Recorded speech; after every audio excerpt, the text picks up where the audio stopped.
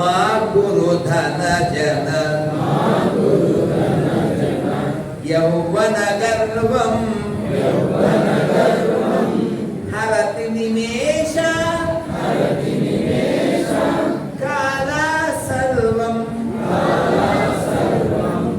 మాయామయమిదం అఖిలం హిత్వా బ్రహ్మపదం త్వం విహిత విదిత్వా భజ గోవిందం భజ గోవిందం గోవిందం భజ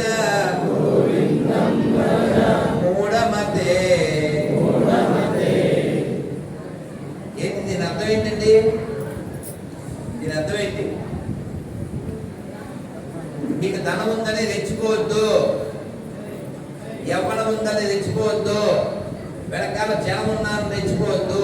మాకు ధన జన యవ్వన గర్వం అరతి నిమేష కాల సర్వం. నిమేషం అంటే చెప్పినా ఇదిగో రెప్పపాటులో నీ యవ్వనం, నీ ధనం, నీ జనం అన్ని కోల్పోతావు.